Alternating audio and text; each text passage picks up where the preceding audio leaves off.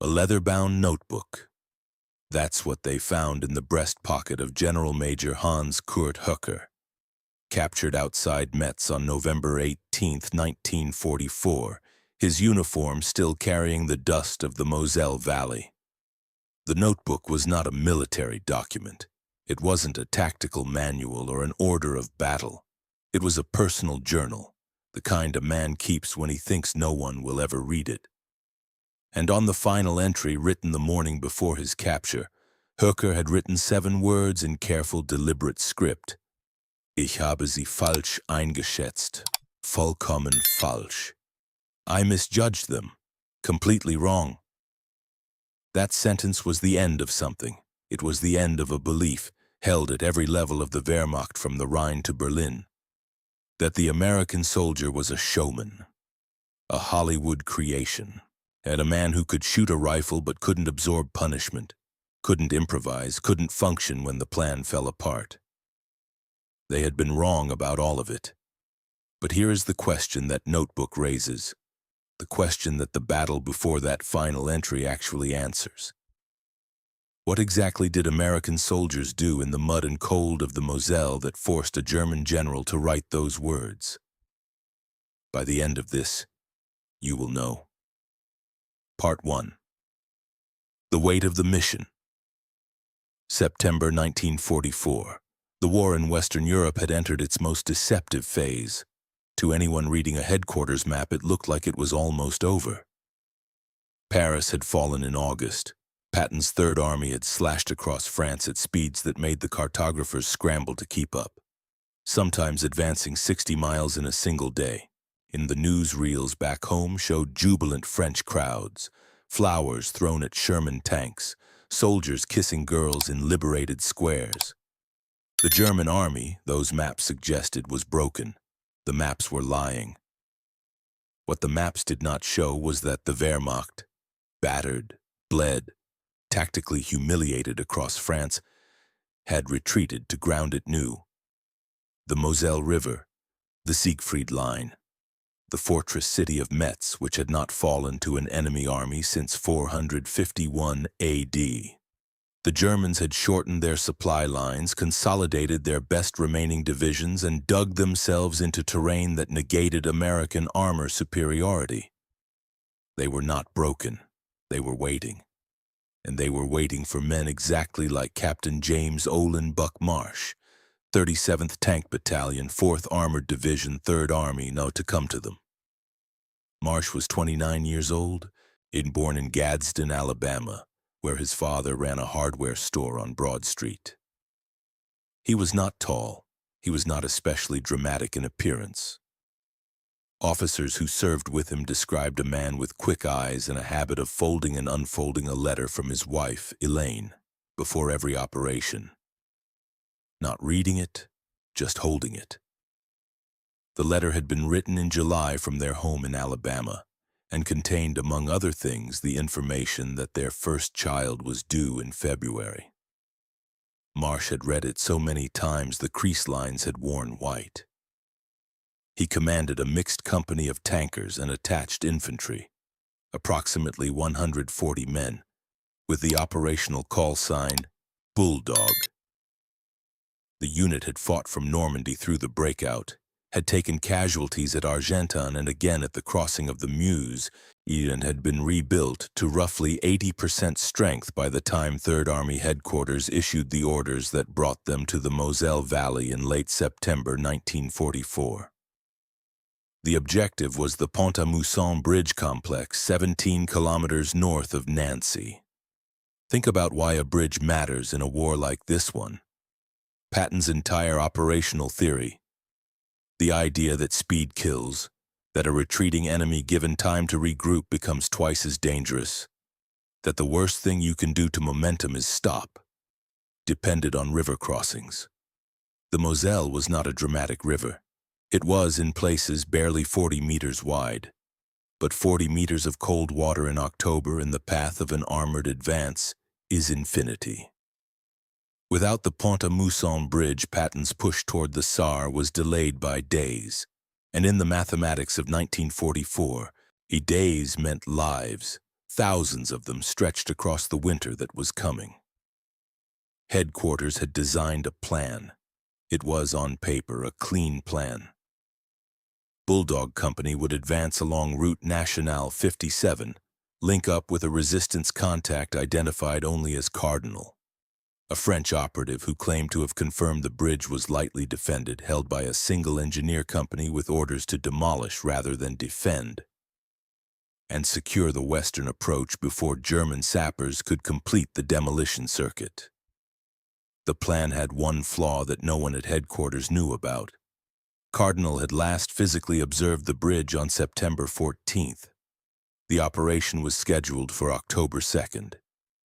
In those 18 days, something had changed at Pont-à-Mousson, something significant.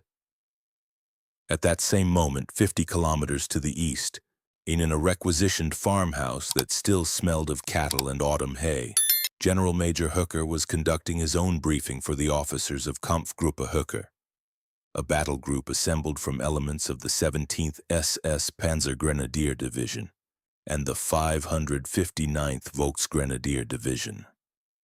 His intelligence officer had just finished describing the American force moving toward the bridge. Hooker listened. Then he said, and this is documented in the post-capture transcript of his interrogation at 7th Army Headquarters, conducted November 22, 1944. They will follow the road. Americans always follow the road. They have magnificent machines and no patience for anything their machines cannot do. Tell the men at the river, let them come. The officers laughed. Hooker poured wine. He had, in that moment, made the single worst tactical assumption of his career. But he had no reason to know that yet. He was looking at a map, and on the map, everything made sense. He had never met Buck Marsh. What happens when a general's perfect trap meets a captain who read the same terrain from the other side?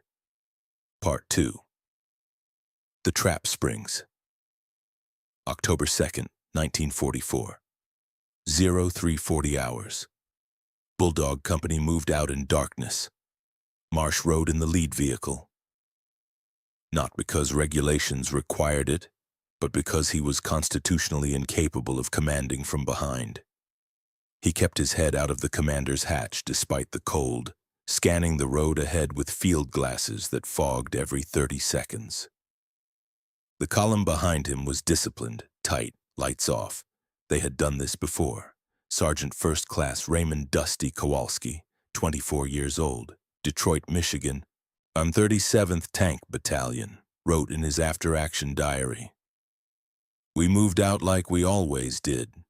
The smell of diesel and somebody's cold coffee in a thermos, the LT, we called the Captain LT old habit, was watching the road like he expected it to reach up and grab him.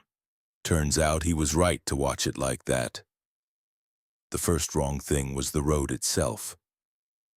Route Nationale 57 north of Nancy runs through a shallow valley between two lines of low ridges.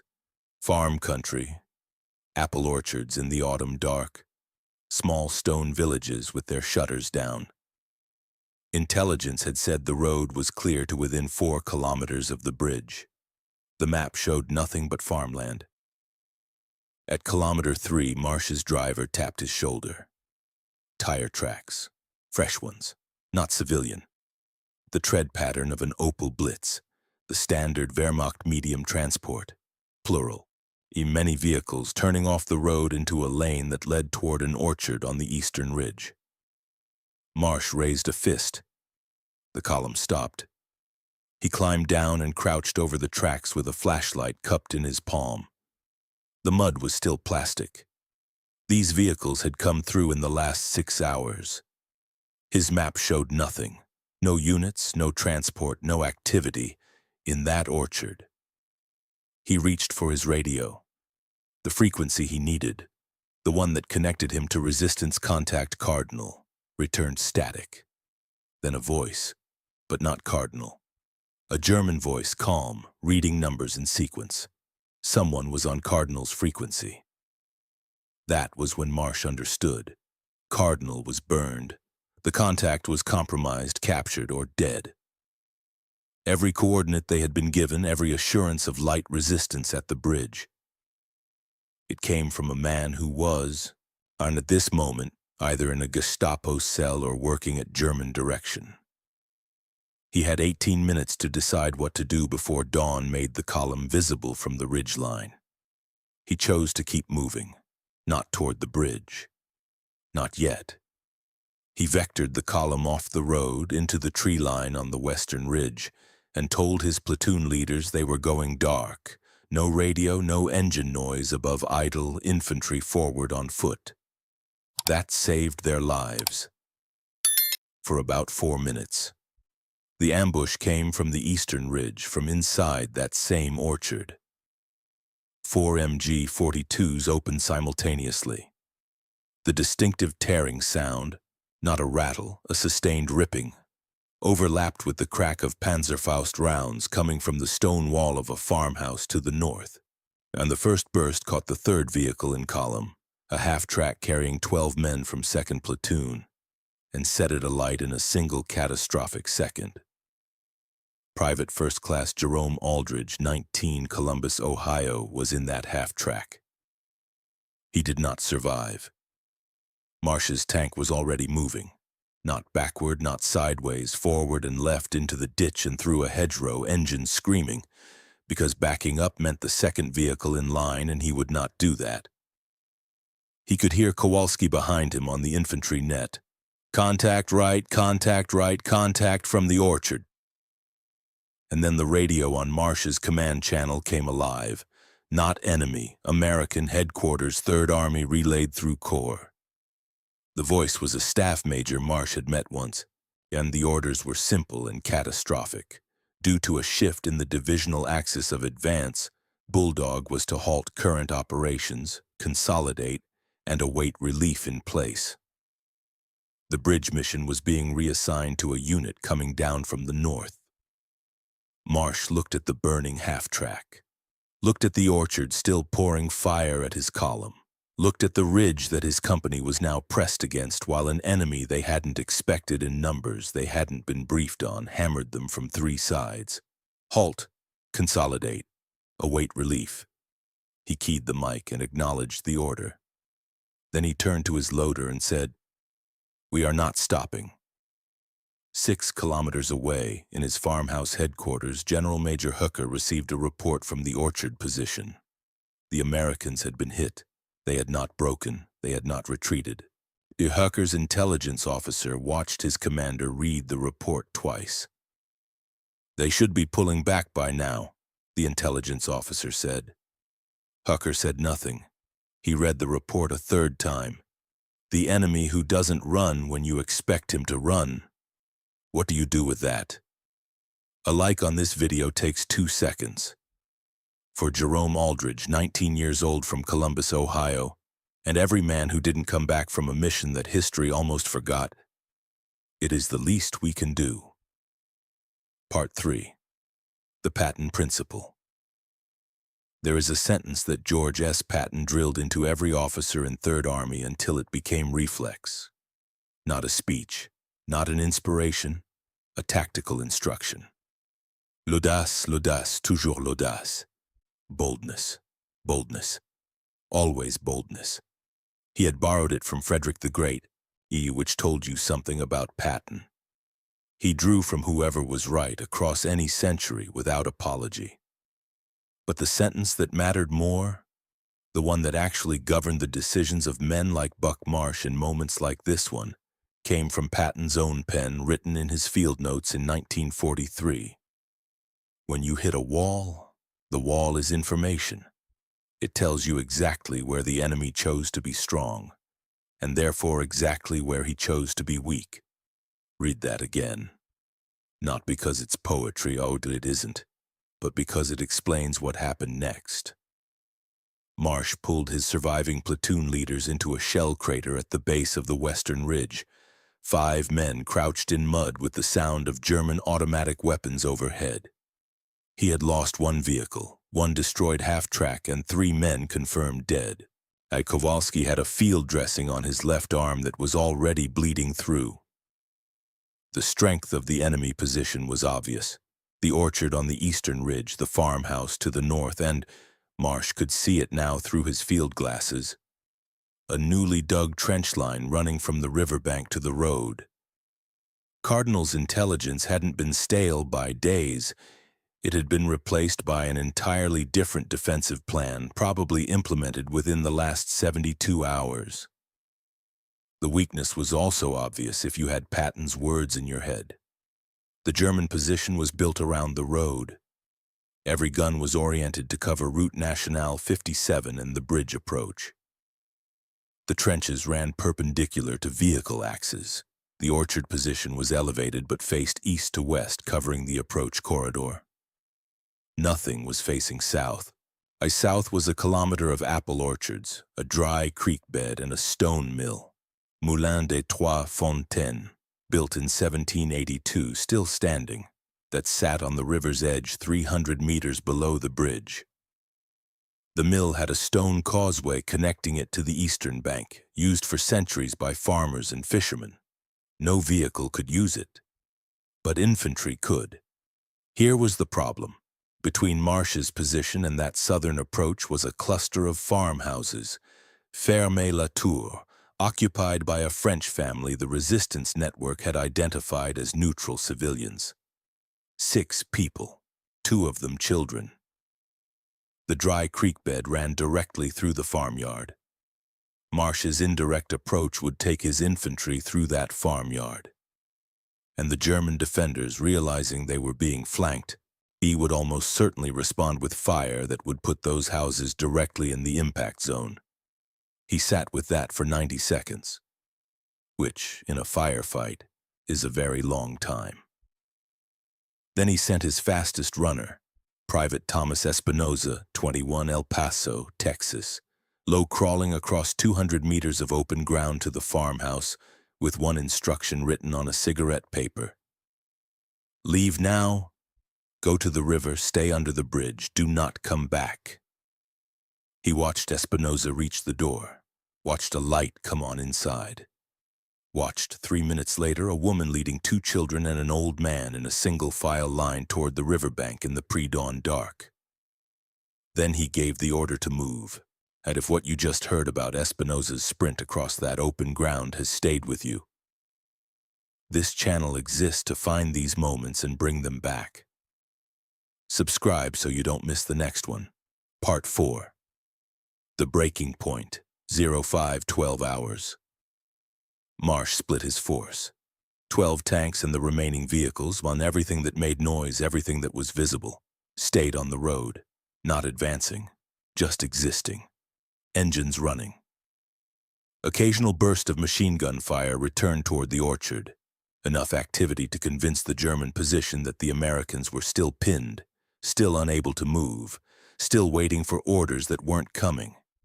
It was theater, expensive, dangerous theater. Meanwhile, 41 men, Marsh at the front, Kowalski bleeding beside him, moved in single file through the darkness of the western tree line south, and away from the bridge, away from contact, into the smell of wet grass and old apples and the cold mud of the creek bed. They moved without talking. Marsh later wrote in a letter to Third Army's After-Action Review Board that was declassified in 1972. I want to be precise about what that walk felt like. Not heroic, not even especially frightened, which I understand sounds wrong. It was the feeling of doing the one thing available to you, with the understanding that if you've read the ground correctly, you might be alive at dawn. And if you've read it wrong, you've just gotten 40 men killed in an apple orchard in France. Those two facts sit next to each other in your chest and you keep moving. They reached Moulin des Trois Fontaines at 05:38. The causeway was intact. Stone, maybe 4 feet wide, slick with morning damp, and a foot of water running beneath it. The eastern bank was 15 meters away, dark, quiet. The German position was 300 meters north, their guns still pointed at the road. Marsh sent 2 scouts across. They came back, clear. He sent the whole line across in groups of 6, 20 seconds between groups, weapons ready, no sound.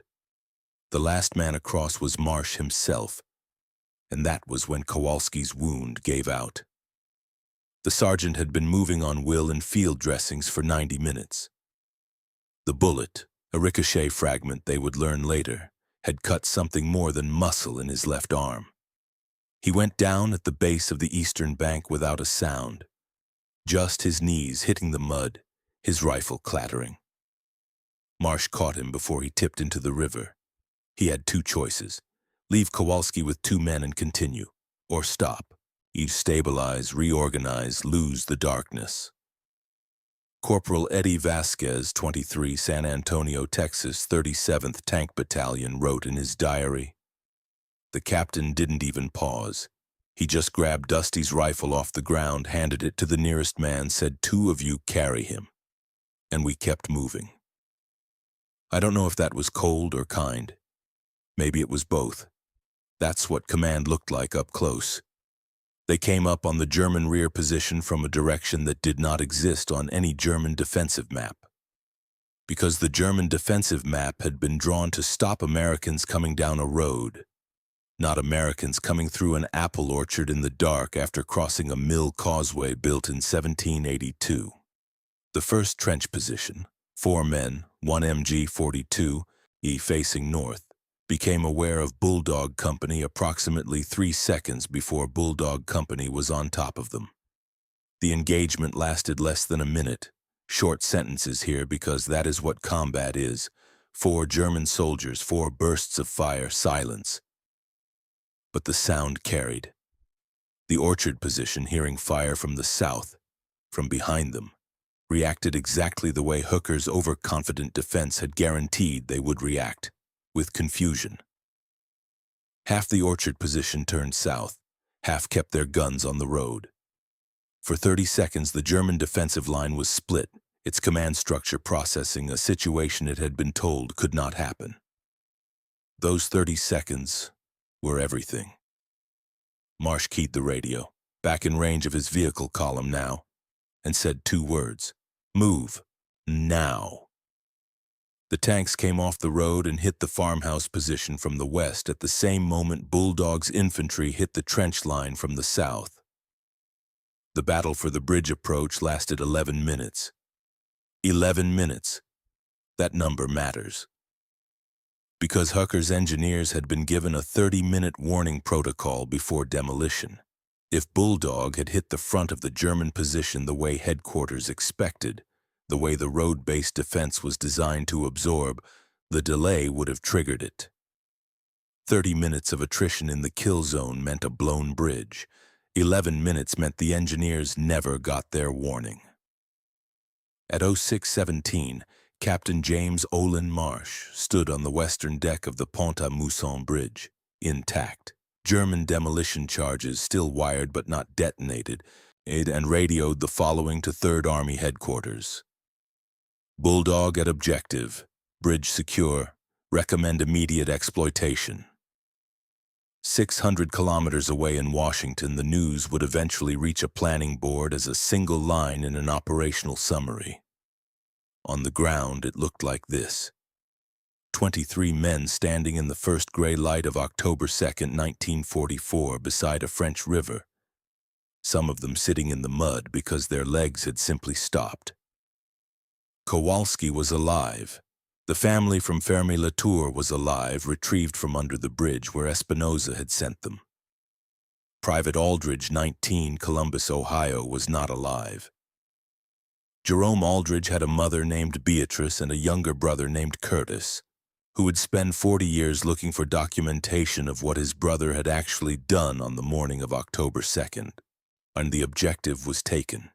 Read those numbers: 41 men, 11 minutes, 1 bridge, 1 family walking home from a riverbank in the dawn. Story like this matter. The men who earned those 11 minutes deserve to be remembered. If this channel does that for you, subscribe. It's how we keep going. Part 5. The verdict. When the sun came up over the Moselle on October 2nd, the battlefield was not dramatic. It was wet. It smelled of diesel and cordite and something organic that soldiers learn not to name. The German trench line held 14 dead. The farmhouse position, 12. Bulldog had lost 4 killed, including Aldridge, and 9 wounded. The demolition charges on the bridge, 40 kilograms of Sprengstoff 88, had been cut from their wiring by Sergeant Vasquez with a folding knife he had carried since Normandy, and the bridge was functional by 800. Third Army armor was crossing it by 1400. General Major Hooker was captured 16 days later, outside Metz, on November 18th. His post-capture interrogation at 7th Army Headquarters, conducted by Major Frank Westerfield and translated into English on November 22, 1944, is a remarkable document. Hooker had spent those 16 days watching the consequences of Pont-à-Mousson ripple through his sector, armor pouring through a crossing he had been certain his defensive plan would deny. In the interrogation transcript, when asked about the operation, he did not prevaricate. He said, "The decision to move through the mill approach, that is not in any American tactical manual we had studied. I want to be clear about that. We studied their manuals. We had their field circulars. We understood their doctrine. What we did not understand was that their doctrine allows, encourages, the individual officer to discard the doctrine entirely when the situation demands it. In the German system, the officer who abandons the plan is the officer who has failed. In the American system, apparently, the officer who abandons the plan and finds a better one is the one who wins. That is a very different army. It took me until the Moselle to believe it." He had laughed at the road-following Americans 18 days earlier. He was not laughing now. He was not alone in this recalibration. Oberstleutnant Werner Kaschner, commanding the 559th Volksgrenadier Regiment elements at the Orchard position, wrote in his post-capture statement, "I processed by Allied intelligence in December 1944. What I faced at the bridge was not American doctrine. It was American judgment. That is harder to defend against. Doctrine you can plan for. Judgment you cannot." Patton received the after-action report on October 4th. He was by then already planning the next crossing. His response, relayed to 4th Armored Division headquarters, was characteristically brief. "Marsh, keep him." He would later include the Pont-à-Mousson action, without naming Marsh specifically, in his operational notes as an example of what he called the educated improvisation. The concept was this: thorough preparation for a plan followed by total willingness to abandon that plan the moment reality contradicts it. Not chaos, not recklessness, and the opposite. A mind so thoroughly prepared that when the prepared plan dies, something better can immediately replace it. Every obstacle is a map of the enemy's thinking. The wall tells you where they chose to be strong, and therefore where they chose to be weak. Buck Marsh had not invented that idea. He had simply been trained by a man who understood it completely, and he had held onto it in a shell crater in France at 400 on an October morning, when the cold was real and the fear was real and the only light was a burning half-track. The lesson of that morning is not about bravery as an abstraction. It is about bravery as a practical tool. The capacity to keep your mind clear enough when every instinct says to freeze or retreat or wait for someone else's order, and to read the terrain in front of you and find the thing the enemy forgot to cover. That is Patton's actual legacy.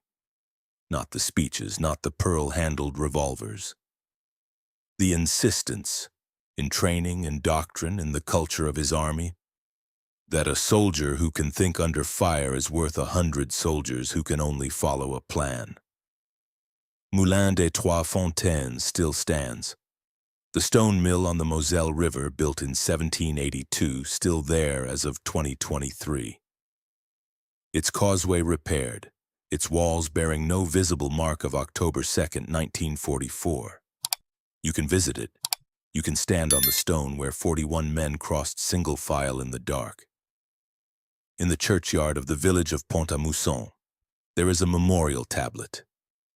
Among the names on it, added in a 1988 ceremony organized by the French families of the Ferme-la-Tour district, is a name that does not belong to a local soldier. Private First Class Jerome Aldridge, Columbus, Ohio, 19 years old. They remembered him. The family he protected. The family that walked to the river because a 21-year-old from El Paso crawled 200 meters through a firefight to slide a note under their door. They made sure of it. That is what 11 minutes can do. If your father, grandfather, or great-grandfather served in the European theater, 3rd Army, 4th Armored, any unit that crossed the Moselle in the autumn of 1944, I want to hear about it in the comments. What unit? What campaign? Where did they end up? Those stories live in family memory and nowhere else. Put them here.